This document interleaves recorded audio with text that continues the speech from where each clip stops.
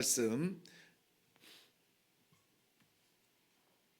하나님 말씀은 시편 제 63편 1절 말씀 보겠습니다. 시편 63편 1절 한 절 말씀입니다. 우리 다 같이 한 목소리로 합독하도록 하겠습니다. 시작. 하나님이여, 주는 나의 하나님이시라. 내가 간절히 주를 찾되 물이 없어 마르고 황폐한 땅에서 내 영혼이 주를 갈망하며 내 육체가 주를 앙모하나이다. 아멘. 아멘. 황폐한 땅이라 이렇게 이름을 붙였습니다. 황폐한 땅이 정말 뭐가 없어서 황폐한 땅일 수도 있고, 많은 것이 있는데 불필요한 것들, 나에게 필요 없는 것들로만 가득 차 있을 때도 우리는 여전히 그 땅이 황폐한 땅입니다.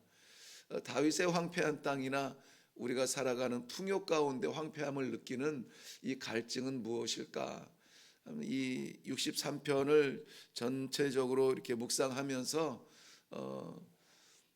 물질 만능주의가 지배적이라고 말할 만큼 많은 것이 들어차 있는 이 시대에도 마치 이 다윗의 호소처럼 우리의 영혼은 황폐해져 가는 안타까움이 느껴져서 오늘 이 말씀 가운데 우리 영혼의 갈망이라는 제목으로 함께 나누려고 합니다. 영혼의 갈망, 우리의 영혼은 무엇을 갈망하고 있습니까? 오늘 제목처럼 위에 기록된 글씨를 보면 다윗의 시, 그리고 유다 광야에 있을 때에라고 기록해 놓고 있습니다. 다윗은 왕이었는데 이 다윗이 시를 기록한 대부분의 시는 왕의 자리에서 기록되어졌고, 특별히 이 오늘 본문은 사무엘하 15장을 배경으로 하는데, 사무엘하 15장은 아들 압살롬의 반역의 역사를 기록한 자리입니다. 참 그 마음이 어땠는지, 이 압살롬의 반역에 의해서 도망하던 때에 기록한 시만 10편 정도가 됩니다. 그 10편의 시가 성경 안에 기록이 되어져 있을 만큼 정말 너무 안타까운 심경 가운데서 남겨놓은 그러한 기록들입니다. 특별히 사무엘하 15장 말씀에 15장 23절 말씀에 보면은 기드론 시내를 건너 들어간 광야에서 다윗과 그의 백성들이 안타까운 심경으로 누군가를 기다리며 바라보며 그러한 가운데서 기록이 되어지는데, 28절 넘어가면은 심지어는 제사장 사독을 예루살렘으로 보냅니다. 당신은 제사장이고 그들의 제사에 필요한 존재이니까 우리가 이 하나님의 법궤와 더불어서 당신이 돌아가서 그들 곁에 있으시오. 그리고 무슨 일이라도 있으면은 우리가 좀 듣기를 원합니다. 그 소리 거기에서 들려오는 소리를 듣기까지 우리는 이 광야에 머물겠습니다 라는 표현을 합니다. 광야를 우리 한국에서는 그렇게 경험할 기회가 없습니다. 뭐 해외가 많이 열려서 여행들도 많이 가지만은 아직은 우리가 광야를 경험할 만큼 여행의 고수들은 아니에요. 그저 뭐 맛있는 거 먹고 재밌는 거 즐기고 멋진 건물들 보고 그런 여행들을 많이 가기 때문에 광야는 그야말로 모든 여행이 다 끝난 다음에 고수들이 가는 곳이 마지막 광야의 여행지라고 하는데요. 그래서 저희가 있던 서부 아프리카도 그래서 여행객들이 많지는 않습니다. 아프리카를 여행하는 분들이 결단하고 오는 곳이 뭐 케냐나 뭐 이런 뭐 동물의 왕국에서 보이는 그런 사파리가 있는 곳이라든지 뭐 남아공이라든지 뭐 이런 좀 그런 곳으로 가지, 서부 아프리카의 광야를 찾아오는 여행객은 거의 만나보지 못했습니다. 그저 봉사자들이나 선교사들 그러한 분들 사이에서 교제가 있었을 뿐입니다. 광야는 그렇게 가고 싶지는 않은 곳이에요. 오늘 본문 1절 말씀에도 광야를 이렇게 표현했죠. 물이 없는 곳, 마른 곳, 황폐한 땅. 삼중적으로 이야기하고 있습니다. 광야를 표현하는 그곳은 황폐한 땅, 물이 없는 곳, 마른 곳, 풍성하지 못한 곳, 이런 땅이에요. 당연히 왕이 있을 자리는 아니죠. 왕이 있고 싶은 자리도 아닙니다. 그런데 지금 다윗은 그러한 자리에 있습니다. 인생이 그런 것 같습니다. 늘 원하는 자리에 있는 것도 아니고 원하는 삶을 살 수 있는 것도 아닙니다. 어느 땐가 나도 모르게 원치 아니하는 자리에 있고 정말 내가 있을 자리가 아닌데 하는 그러한 가운데 있는 그러한 황폐한 땅, 인생의 황폐한 시간과 그 공간을 경험할 때가 없지 않습니다. 이 광야에서 오늘 본문에서는 육신적 갈증을 이야기하는 것뿐만이 아니라 다윗은 영혼의 갈증을 느낀다고 말하고 있습니다. 영혼의 갈망하고 있다. 그것은 무엇일까? 영혼이 갈망하는 것, 육신적으로는 광야에서 물이나 그늘을 갈망하겠죠. 그런데 영혼은 무엇을 갈망하느냐? 하나 있어요. 다윗의 영혼이 갈망했던 것은 내가 주를 갈망하나이다. 주를 향한 갈증이 있습니다. 주님 외에는 채울 수 없는 황폐함이 내 영혼 가운데 있습니다 라고 말하고 있습니다. 이 다윗의 영혼의 갈증을 보면서 다윗의 심령 속에서 느끼는 그 황폐함과 채울 수 없는 간절함을 바라보면서 이것은 다윗의 문제가 아니라 어쩜 이렇게 하나님의 말씀은 시시때때로 우리들에게 은혜가 되는지, 지금 이 시대에 많은 것이 우리 주변에서 우리가 누릴 수 있는 것들이 있지만 자유롭지 못한 한계 속에 있지 않습니까? 무엇이 자유롭지 않나요? 밖에 외출이 자유롭지 않습니다. 대화를 해도 자유롭지 않습니다. 무엇이 자유롭지 않나요? 예배가 자유롭지 않습니다. 이러한 갈증이 느껴질 수밖에 없는 이 시대, 지금 이 딱 적절한 때에 하나님께서 오늘 우리의 영혼이 정말 하나님을 향한 갈증이 있느냐, 갈망하는 심령이 있느냐 하는 가운데 오늘 이 말씀을 우리에게 주고 있는 것입니다. 우리 영혼은 무엇을 갈망하고 있습니까? 무엇이 그립습니까? 무엇이 안타깝습니까? 지난 2달여간 온 세계가 얼어붙고 있는데 우리가 정말 답답하여서 안타까워하는 것이 무엇입니까? 우리의 영혼은 하나님을 마음껏 부를 수 있는 예배의 자리가 기다려지고 또 기다려지지 않았는지 하는 그러한 기대가 있습니다. 다윗은 그의 영혼이 주를 갈망하고 있다, 주를 찾고 있다. 정말 메마른 사슴이 물을 찾아 헤매이는 것처럼 그의 영혼이 하나님의 말씀을 찾아서, 하나님의 음성을 찾아서, 하나님과의 교제를 찾아서 갈망하고 있습니다. 말씀하여 주옵소서, 보여주옵소서, 빛을 비춰 주옵소서, 안타까운 심령으로 기도했던 그러한 장면들을 우리는 떠올리고 있습니다. 오늘 본문 가운데 저는 크게 2가지만 다윗의 갈증을 채울 만한 것을 함께 나누기를 원하고요, 그것이 또한 우리를 채우는 말씀이 되기를 바랍니다. 다윗의 영혼의 갈망 가운데 주님을 찾고 주님을 애타게 부르고 있는데 왜 다윗은 그렇게 같이 이 반역자들을 위해서 싸워줄 용병도 아니고 어떤 지혜로운 친구도 아니고 주를 갈망하고 있다고 했는데 왜 다윗은 그렇게도 주를 사모했을까? 오늘 3절부터 5절 말씀에 보면은 주님께서는 다윗에게 찬송이 되어주셨다 하는 것입니다. 찬송이 되어주셨다. 4절 말씀에 보면은 주의 이름으로 말미암아 나의 손을 들리이다 그랬습니다. 이 손을 든다는 말은 그 유대인들, 히브리 민족이 하나님 앞에 나아가서 기도하던 기도의 형태, 기도의 습관의 모습인데요, 손을 펼치고 높이 들어서 하나님, 나에게는 아무것도 없습니다. 이것이 나를 보여주는 나의 존재입니다. 빈손 들고 주님 앞에 나와서 기도합니다. 자신의 손을 하나님 앞에 올려놓으며 빈손을 하나님 앞에 보여주며 기도하는 그러한 모습입니다. 나는 아무것도 아닙니다. 이 아무것도 아닌 나의 손에 하나님의 모든 것을 채워주시기를 원합니다. 내게는 하나님의 은혜가 아니면 살아갈 수 없습니다. 간절한 마음으로 기도할 때 우리는 두 손을 하나님 앞에 벌리고 기도하는 것입니다.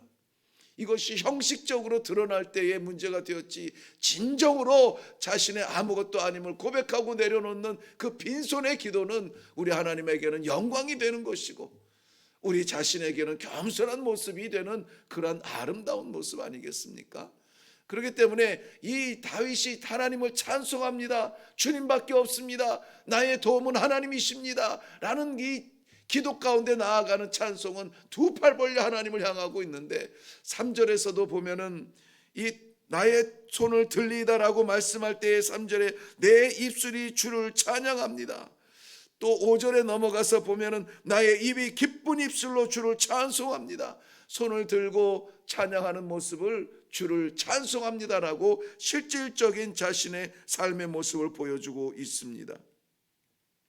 고린도후서 12장 10절 말씀에도 사도 바울은 나의 약함을 자랑할 때 우리 주님께서 능력으로 나를 강하게 하셔 주신다, 내가 약함을 드러내올 때 하나님께서는 강함으로 역사하여 주신다라고 하는 이 영혼의 이치를 분명하게 깨달았습니다. 그러므로 우리가 남아서, 우리가 넘쳐서, 우리가 뭐가 있어서 하나님 앞에 나아가 기도하고 찬송하는 것이 아니라, 찬송할 수 없는 순간에도, 찬송할 수 없는 광야에서도 두 팔 벌려 하나님 앞에 나아가 내 입술이 여전히 주님을 찬양합니다.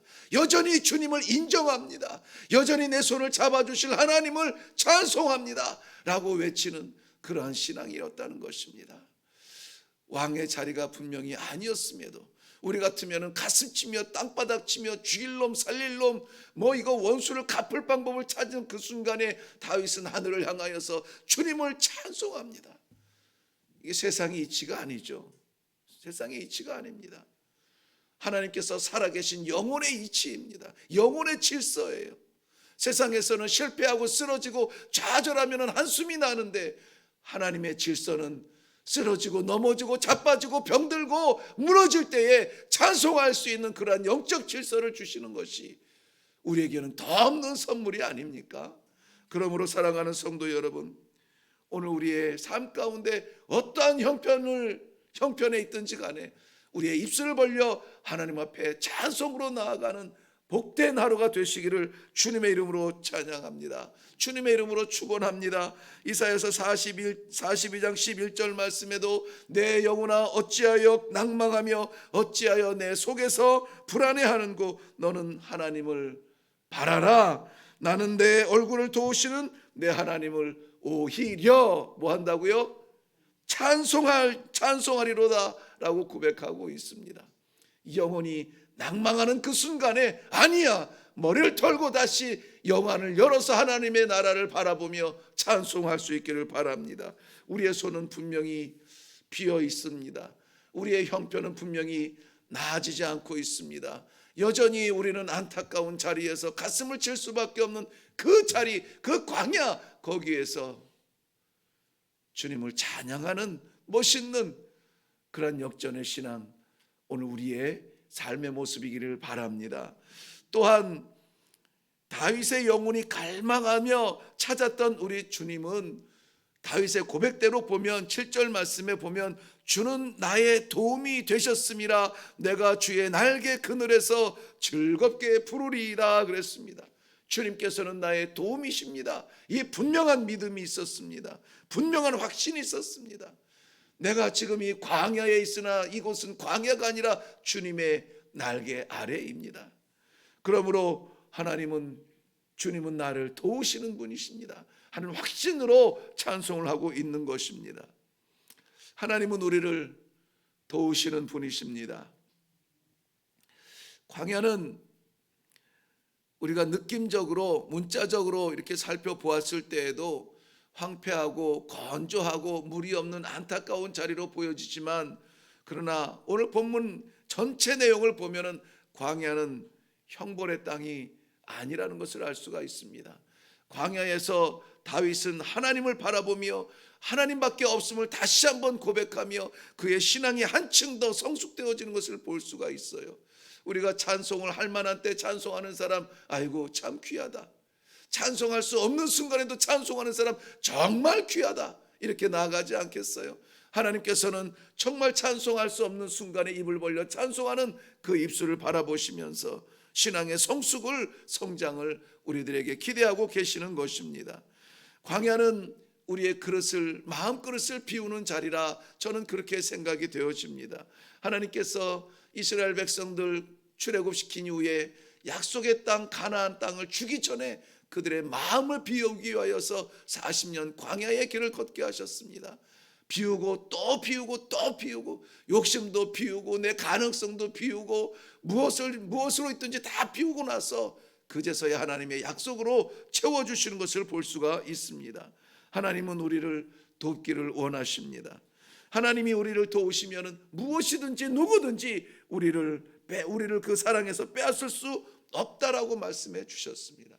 히브리서 13장 6절 말씀에는 주는 나를 돕는 자시니 내가 무서워하지 아니하겠노라. 사람이 내게 어찌하리요? 주께서 나를 도우시는데 세상이 나를 어찌하리요? 이 담대한 마음으로 고백하는 그것은 믿음의 열매였습니다.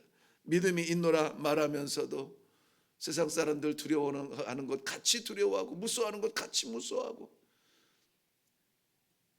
신앙의 능력은 그것이 아닙니다. 시편 121편 5절 6절에도 말씀하셨듯이 여호와는 너를 지키시는 자라.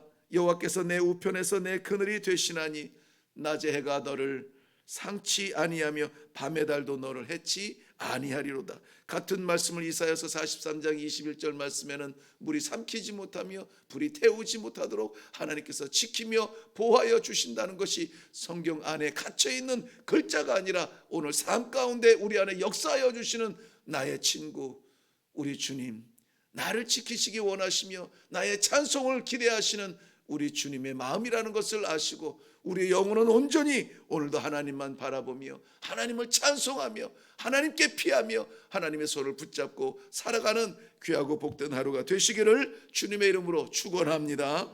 기도하겠습니다. 살아계신 하나님 아버지, 은혜를 감사합니다.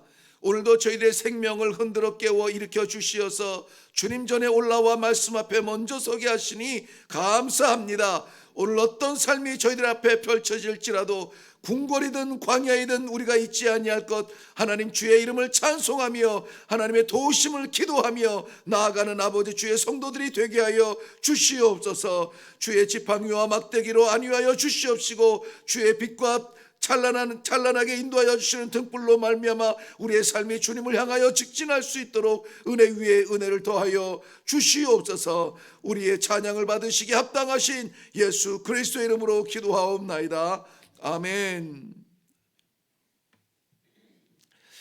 다윗의 형편을 생각하면은 찬양할 수 없는 순간에 오늘도 희한하게도 환경은 분명 압살롬의 반역을 피해서 도망하는 광야 땅인데 내용은 찬양으로 가득 차 있는 것을 봅니다.